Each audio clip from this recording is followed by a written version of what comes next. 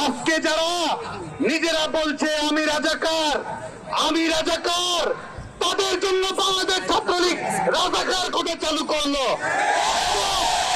এবং যারা রাজাকার কোটার আওতাধীন তাদেরকে পাকিস্তানে পাঠিয়েই বাংলাদেশ ছাত্রলীগ যেখানে রাজাকার কোটার স্থাপকদেরকে দেখবেন সেখানেই তীর অস্ত্রে প্রতিবাদ করে তুলে তার আপন ঠিকানায় পাঠিয়ে দেওয়ার জন্য কর্মীদেরকে নির্দেশনা দেওয়া হচ্ছে। যারা রাজাকারদের পক্ষে তোষণ করে কোন ধরনের সরকারি বেসরকারিতে চাকরিতে যাওয়ার যোগ্যতা তাদের থাকতে পারে না।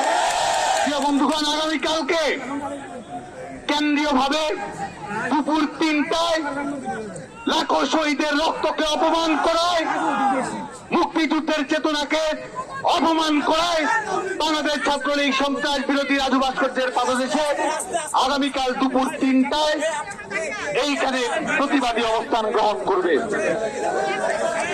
আগামীকালকের কর্মসূচিতে ঢাকার প্রত্যেকটি ইউনিট, ঢাকা বিশ্ববিদ্যালয়, ঢাকা মহানগর উত্তর, ঢাকা মহানগর দক্ষিণ, ঢাকার সকল শিক্ষা প্রতিষ্ঠানকে সমস্ত শিক্ষার্থীদেরকে সাথে নিয়ে উপস্থিত হওয়ার জন্য আহ্বান জানানো হলো।